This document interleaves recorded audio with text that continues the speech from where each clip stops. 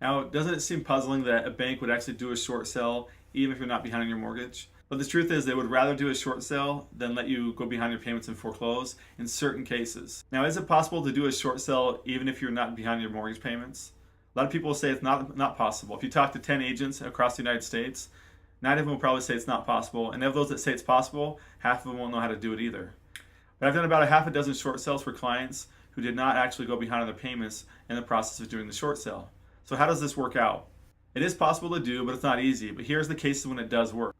If we have a couple that's going through a divorce, and as soon as they're divorced, their income will be insufficient to support the household because on their own, either one of them can't support the payment, then the bank will accept the short sale during the process of the divorce and allow them to keep current on the payments while they're doing the sale. Another reason people will do a short sale without missing payments is because they have an out-of-area job transfer over which they have no control. And finally, if you have a reduced amount of income and your savings are being depleted, and you can show that within the next 12 months, those savings will be depleted and you will begin to go delinquent on your payments, the bank will consider doing a short sale before you're actually delinquent on your payments. But in order to make a short sale work when you're not delinquent, we have to prove that you have a hardship that's actual or up and coming that would make it so that in the next 6 to 12 months, you will become late on your payments if you don't sell the home first. Second, we must show this hardship is coming sooner rather than later. So if you have a job transfer, you know when you're going to be moving.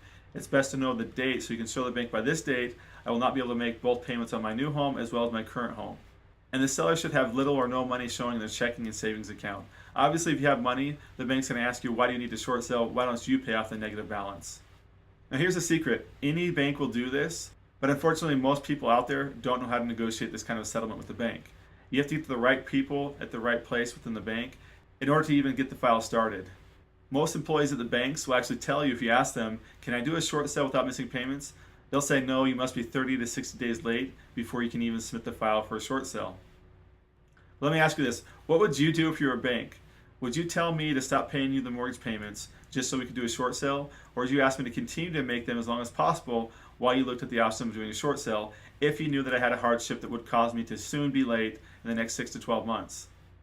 So thinking logically, yes, it makes sense, and banks at the higher levels do think logically. Unfortunately, most of the employees at the lower level do not think logically.